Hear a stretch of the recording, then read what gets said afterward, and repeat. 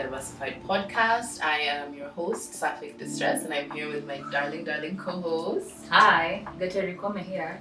Hello, welcome to, this is our second episode so far, I think, right? Okay, so today we're going to be talking, you know how people are always saying being queer is political, or to be queer is political. What does that mean to you specifically? That's actually a question I'm not throwing to you. What does that mean to you? So, as a political person, I am very politically averse. Usually, like in my past, I did not watch the news. I did not even know who our MP back home is, or even who the senator is, or all of that kind of things. But recently, with the way like the Kenyan political system has been looking like, I have found myself having to have the details about what is happening in Kenya on my fingertips.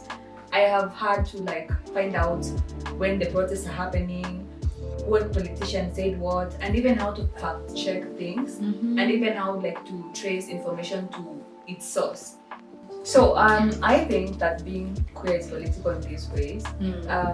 As someone that is in charge of a community, I found that I actually need to know exactly what is happening where queer bodies are concerned. And I think that is why being queer is political, because at the end of the day, there's all of these bills that are being passed, there's all of these bills that are being snuck into like very important issues where they criminalize queer bodies. And I feel like in order for you to be on top of your identity, in order for you to know exactly your rights and where they're being like subdued, you need to know what's happening politically. And I think this is a very necessary topic for anyone to be aware of and to know that what is happening. Yeah, I completely agree.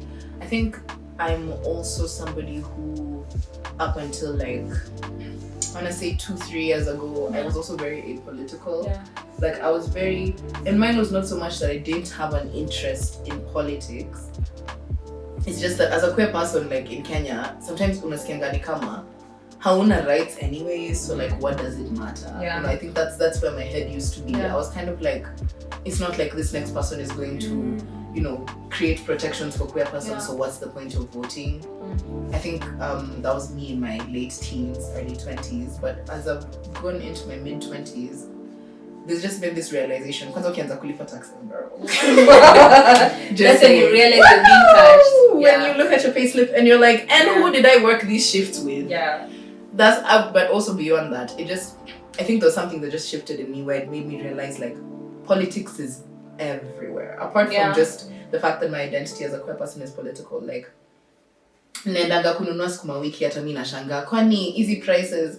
The time when I went to buy Indomie and it was 50 bob from 30 bob, packet yenye ilikuwanga 30 bob, was like those small things, those everyday things, they're affected by politics. And that kind of, it took me realizing that to now actually try and understand the bigger scope of it. When you realize it affects those two small everyday things.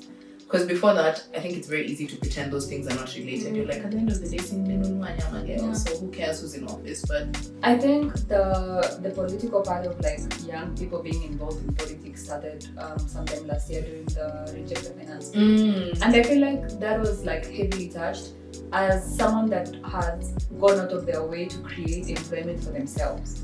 As someone that didn't necessarily have like a paycheck coming out a certain time of the month with my name on it. And now the finance bill is here and it's saying that even if so long as you're over 25 and you're home, you have to pay this certain amount. And then you go to the shop, like you said, milk is above the roof, and then they're taxing like very, very basic things. Like pads, I used to buy mall pad at 98 bob. All of a sudden it's 125. And you're like, why on earth is a pad imepanda na 30 bob? That means like someone will have to compromise the quality of their sanitary towels because of that amount, right?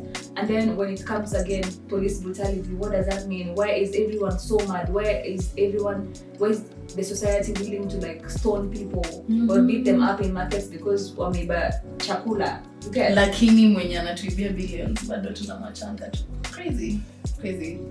And actually that was a concept that I asked a very smart person in my circles called Sese Babu. And they actually dissected it really well. They say that sometimes when governments are failing their people, they kind of like let you handle things, like they let you blow out things in certain ways. So let's say if like in the market, let's say in Gikomba or Mudurwa, someone has stolen something, it could be nothing. It could be something worth, you know, even 1,000 bob or 5,000 bob, and someone would lose their life because the mob is so mad with the way the economy is going. They're so mad with the ruling class. It's so that mad. This is the person they take. So they see this person and they decide, you know what, you're going to be what I blessed him with. You're going to lose your life because I'm being failed in all of these kinds of ways. So yeah, it's very important that we question things and not like find things that are already like in the norm. Because me, I was seated like in my house and I was like, why on earth do we do mob justice? Because it doesn't make sense to me. Why would they want to kill someone? And because a lot of times like the mob justice doesn't just end there, it goes on. Yeah, it never does. Yeah. I also think that mob mentality is the same violence that ends up in being inflicted on queer persons. Like when I think about politics, right? Let's just look at like Saba, for example. With the way things are set up, right? As a marginalized person, we live in a country where right now already we've been given a baseline where cops have basically been told whatever you do to these people, low-key they deserve it. So when you think about the politics of deservingness, let's start to we can think about it like in Githurai, right? Hawatenda Karen, wanakam Githurai, why? Sure. Yeah. But beyond that, beyond even the economic class, Githurai, there's certain neighborhoods, maybe certain estates, maybe certain minis they will not target. Yeah.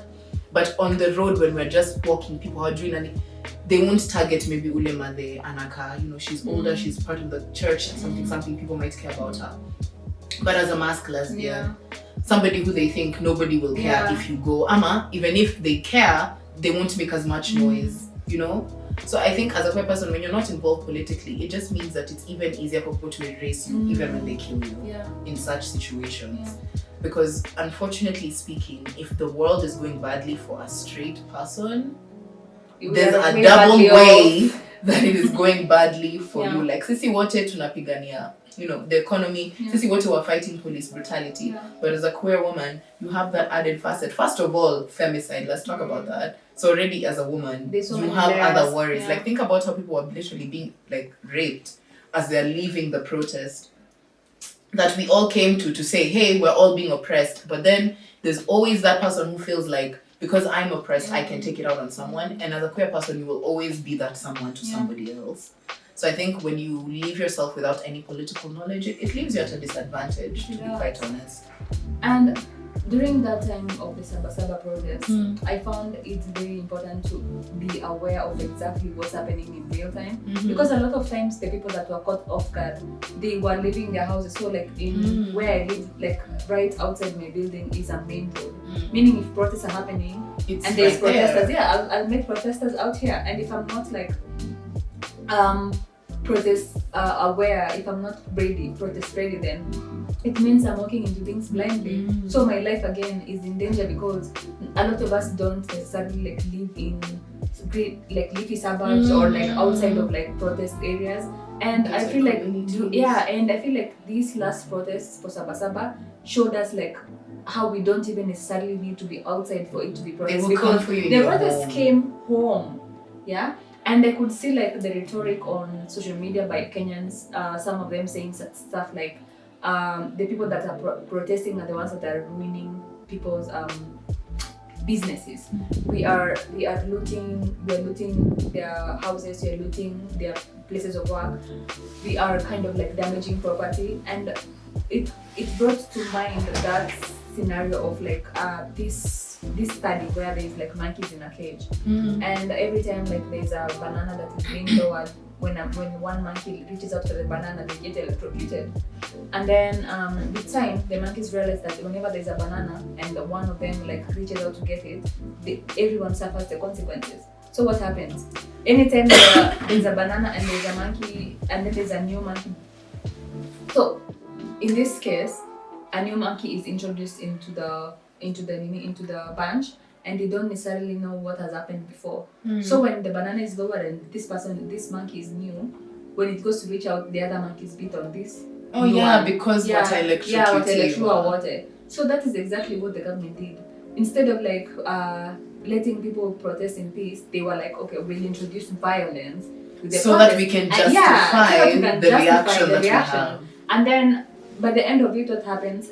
On top of people justifying the reactions of the government, people also support the government that there should not be protests. It causes division. It causes division, and they knew exactly what they were doing when they were doing that, because it gave every person that is idle or every person that had intent of harm to come out on the streets and do whatever they did, because they saw, so the government is supporting violence, then let's do this. Yeah. So at the end of the day, we end up being docile. We end up having to go back to the drawing board and figure out ways that we can advocate for our rights without necessarily going outside. Are they won? Are they not? Yeah, that's absolutely right. Honestly, I think as queer people also with the political aspect of things, it's like we have to really fight that apathy that we have, that it'll never change, that nimesha choka.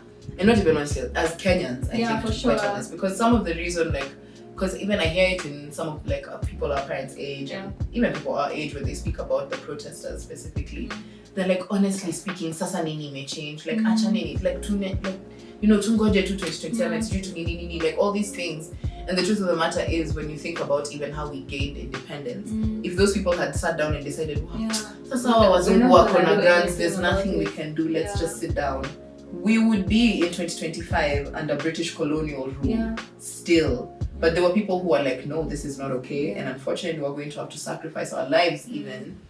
I think even if you're not the type of person who wants to go protesting, like, because not everybody is able-bodied even enough to go outside and protest, I think it's important to sit down and interrogate why you feel more anger towards people who are protesting the government than the government that has consistently failed and violated its people. Why are you more angry that mtu ameenda kuyell one time than you are that this man wants more than one time? Like, it's very weird. We have so much heat and anger for each other.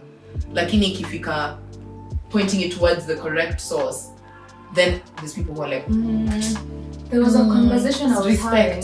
Respect your president. There was a conversation I was having about what wealth and being well off means, and someone mentioned that China was able to eradicate poverty in 3 years, 3 simple years, and you're like, how can someone do that? Does it mean that everyone has like 1 million shillings in their bank account? Does it mean that everyone has like a skyscraper under their name? It actually looks like the government going out of its way to make sure that every citizen in its care has access to basic needs, an education, a health system that works. There's a way, a way to be absorbed into the workforce. And sometimes it breaks my heart to know that there's so much land in Kenya. Like there's so much, like when you think about square meters, Nairobi is just a drop in the ocean of what Kenya, the size of Kenya. When you think about the amenities that are concentrated in one place, Nairobi is again, and like populated places, just a drop. I think my hangman is Kenyans and how everyone that has been aspiring for office in the past, like to my knowledge, in the past like 20 years, has only wanted to have access to that kind of power and access to public resources so that they can hide money away and loot public offices. And I know that in as much as we're saying like, oh, this person, how much grade does he have, but all of the presidents that have gone through that docket, all of the public servants that have gone through the dockets that are available to those specific job descriptions, everyone has embezzled. People have been like it's an accepted situation. And I'm like, so what did we expect, honestly? If everyone's aspiration is like, let's get one of our kid or one of our person into the government so that tukule unono. What did we expect? And then people like normalize that. They're like, ata nyinyi mngekuwa hapo mngefanya hivyo. And the truth is, mimi ningekuwa hapo singefanya hivyo. Please speak for yourself. I feel like they've made us feel like Kenyans, we just have to accept that kila mtu mwenye atakuja atakuwa mbaya na ataiba. Honestly speaking, the way the political system is structured, I think you have to be a little bit evil to be at the top. Because it's built on exploitation. You have to be diabolical. It's built on exploitation. And that is why the person that is sitting at that office is so mad, because he's like, and his excuse is that my predecessors did that. Why can't you let me do for real? They're like, Hamku complain. And like, I'm girl. Like, if this injustice has been happening for, let's say, 50 years since we got our independence, 50 plus years, then it means that all of this has been happening in such an angle that right now is when we're feeling all of this. Like feel up. Yeah. Inaendelea kipanda. And when you think about like our debt crisis, we've had debts, like we have a debt we are paying right now that is from the 80s, and you're like. And the crazy thing is, I think the most frustrating thing to me is they want us to believe that there's nothing wrong. Like we see that there's so much money in this economy. Yeah. The truth of the matter is, even if you were going to say Minatuibia, there is still enough that Mnezaiba, and you make sure public resources are working. How is it that SHA is not working, but people don't want to catch you every single time? Like, it's so frustrating. If I'm paying as many taxes, I feel like part of the reason I think people would let you steal if they would be able to walk into a hospital and get a tooth that's hurting checked out. I think people would let you steal a little bit more if they were able to walk into some random freaking school and be able to, like, since it's a public school, my child can enter. Get enrolled. Without me having to find a million bob just for my, like, no. Nothing is working, and it's so frustrating. Even the public transport system, my God. It's so hard to sit down and be at peace when nothing is working. I think things are expensive. There's no see like when akuna manyumba, there's a housing crisis. Like what and even the houses that exist are not up to standard, because why are people living in houses with molds? What's the government doing? For real, you always hear about buildings and collapsing every other week. Like what kind of standards? And you the crazy thing is, we know where it roots against corruption, because mtu alilipa mtu so that they didn't do proper surveillance of that building when it was coming up. Maybe hata aliambiwa hawezi pitisha certain floors na we need to look inside, because I feel like the man on top is a direct reflection of who we are as people. I completely agree. And I think I would like to hear like what's happening with the anti-rights thing right now, and I feel like you would be best suited to answer that. I know some of the things, but I feel like you being in the middle of like legal legislation of whatever is happening with queer bodies, I think I would want to hear about that, because a lot of times we say like Repeal 162, we say Kaluma Bill, we don't know what that means, and I would like to hear it in a language that isn't, especially like isn't lawyer speak. I would want you to explain to us in a way that a class 5 student would understand it. That makes sense, for sure. One, I'm not a lawyer, so for sure it's not lawyer speak. But also, so for example, I think with Kenyan politics, and specifically right now, the Kaluma bill that you mentioned is called the Family Protection Bill. If you Google it, you'll get all the more intricate information, more accurate information. But the whole point is, this certain man whose name I refuse to mention, he gets mad, he decides he's going to draft a bill. And this bill, despite being called the Family Protection Bill, is mostly just an anti-homosexuality. In fact, it is an anti-homosexuality bill. It's drafted very similar to what we see in some of our neighboring countries, what we're seeing right now even in Ghana trying to be pushed, what we've seen in Uganda. And the crazy thing is, it's like such a specific criminalization of queerness. When you look at the document itself, like it's oh my goodness, it's such a specific criminalization of queerness. So the whole entire idea behind the Family Protection Bill, right, is that Kenya, for the longest time, I know it doesn't feel like that when you're on the ground, but our neighbors really think we're a progressive country. Yeah, they do. Right? For the longest time, we're kind of outside, we're heralded as one of the most progressive countries in the continent, actually. And our constitution, our 2010 constitution, is heralded as one of the most democratic, most progressive constitutions worldwide, right?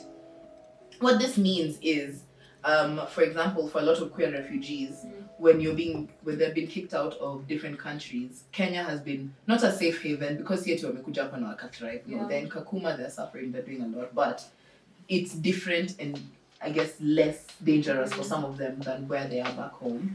However, as we've been seeing a rise of this anti-rights and like what basically not places like US, places in Uganda the most progressive. Yeah. We are seeing an active pushback against human rights. You can say it can all be taken back. Absolutely. Taking back seat. Yeah.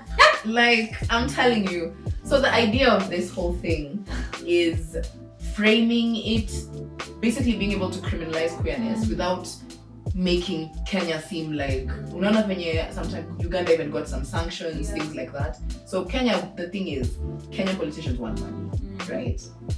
But they don't want queers. Yeah. So what's happening is, one, this is a very well-funded, well-oiled machine. They always talk about how they think human rights in Kenya is funded by Western countries and stuff like that, but they never speak about how even them, the people who are drafting these bills are not black men on the continent. They are white men off the continent who are talking about African family values that they want to protect. Meanwhile, they are not African at all. Yeah. So I don't know which family values they're speaking about, to be quite honest. The whole idea of this bill is just supposed to basically cripple queer people as identifying. Currently, as much as I know, like it's not legal to get married here, the thing that is specifically criminalized in law is not identifying as queer. Don't ever let anybody lie to you. Yeah. In the Kenyan Penal Code, it is not criminalized to identify as queer. What they specifically criminalize is acts against the order of nature, right? And for men, specifically the act of sex between two men of the same sex, right? So that's what is criminalized. Unless somebody can prove you were there, and even if they can't, there's no really ethical way for them to prove that, because unless you go do it outside. Like for gay men, something they used to do was anal testing, but anal testing is banned. It is banned by the Supreme Court. There have been several cases. It is banned. So there's actually no way. So somebody can't come and say because of a rainbow bracelet, now they have just proof or grounds to arrest you. Yeah. That's not what happens in the Constitution. In fact, recently in one of the Supreme Court judgments, I don't want to get too deep into it, but what happened was we don't have sexual orientation as a protected class in the Constitution. However, one of the judgments that we got recently, the freedom of association, what happened was the protected classes are sex, race, I think, disability, gender. So they said that sex also includes sexual orientation as a protected class.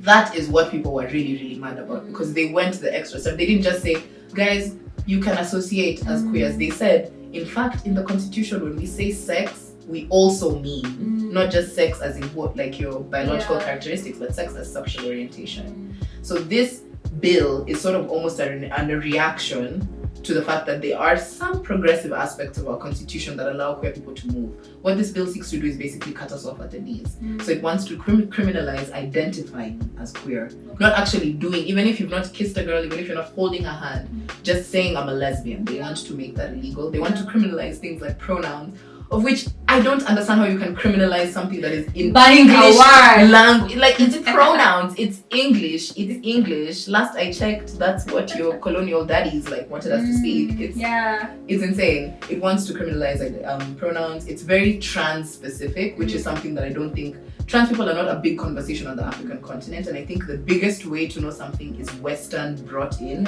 hatred is when there's such a heavy conversation about trans people. Africans are not talking about trans people as much as you think they are. That is a Western conversation that is being brought here to violate people.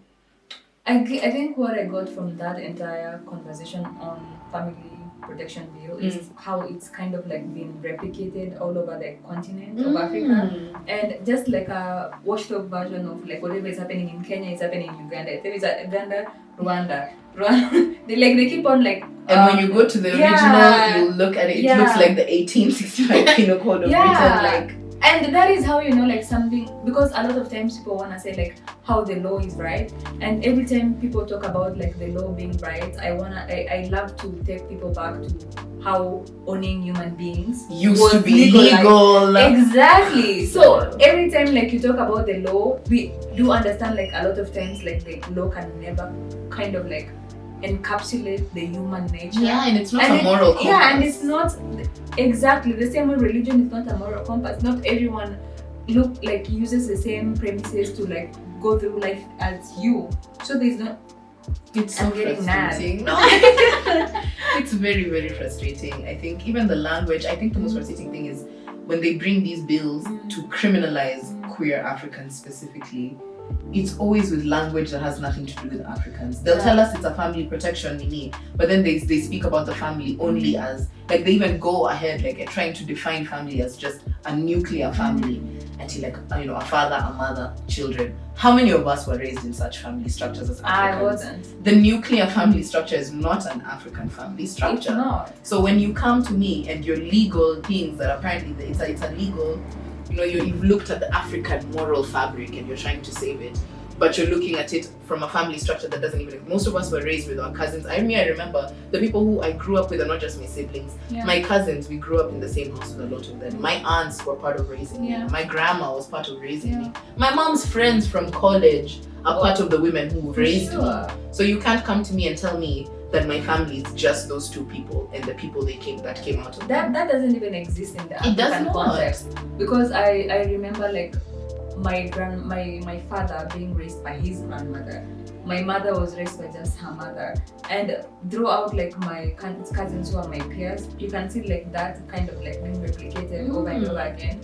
There was never an instance where like it was only mother, father, and children. It takes a village. Yeah. So I think that's something to just be very mindful of. In a lot of these anti-rights conversations, they try to tell you what Africanness is. Yeah. And I need you to remember that these people are echoing the words of white men who are telling them what to say, and the puppets are coming to tell us those things. You cannot, white man cannot come onto this continent and tell you how African or un-African you are. Like, how dare you? Who is he? Who is he? What does he know? Like, nuclear family is a very Western style of family. It's a very Western structure of family. So I think when they call it a family protection bill, but then they're trying to apply it into an African context, but the family that they're protecting is a family structure that barely even exists, or rather doesn't exist in the way they think. It doesn't exist exactly the way it does in the West. And also when people talk about like protecting the family as a unit, while children in Kenya are not protected per se, that like we mentioned like in our earlier conversation how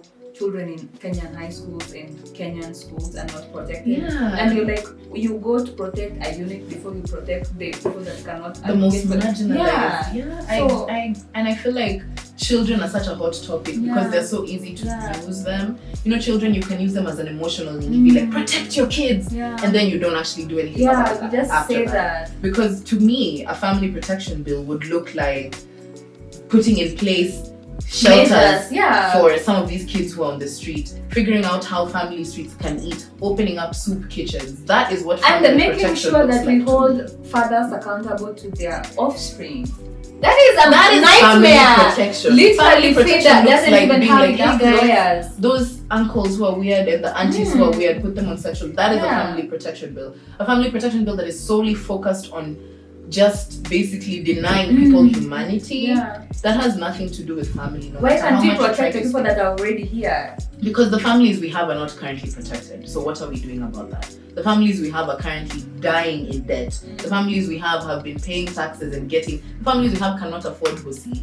The families we have don't have SHA. They don't have insurance. They don't have food on the table. And you're trying to tell people that the biggest issue is that a man somewhere wants to wear a dress, but they've not eaten in 5 days. Be so fucking for real. And you cannot tell me like being queer is a morality issue while there's someone that is willing to loot us blind and he's a Christian. And these people cannot tell me that they care about morality when rapists and murderers are seated in the most powerful offices in the world. You cannot sit down and tell me that you are protecting anyone. Like, that's true. No man, no what? You're literally one of the most powerful men in the world has how many open sexual assault cases? Like, and then you want to say that Diddy literally just got off on the charges. And you cannot sit down and then you want to come and tell me as a queer person that I'm immoral? Wrap it up. Okay, guys, thank you so much for coming to our conversation. I think politics is something that we need to keep on updating ourselves on. It's something we need to get tuned on about. I know we don't necessarily like the news. Personally, I don't watch the news, but there's so many other avenues you can watch and get educated that are not necessarily watching the news. So if you can't get your political education on, go for it. Yeah, my parting shot is get a voters card if you're old enough. Please make sure we register. I know sometimes it feels hopeless, but you'd rather do something than do nothing. That's true. And that was for me, Joe, saying about us Carvalho. Yeah. Honestly, tunaambia na tatu now. But twende. Yeah, let's go. Let's hold up. We'll be each other's accountability. Yeah, we will bring a potluck, plank a line, we vote. No, honestly speaking, because you know the way our country works. If you don't use and you don't register your ID, mtu atatumia hiyo kura yako na njieke. That's how, you know, allegedly. But that's it. That's my parting shot. It was really nice. I hope you guys left with something, and if not, you can always keep the conversation going. Yeah. Bye. Bye-bye. I am a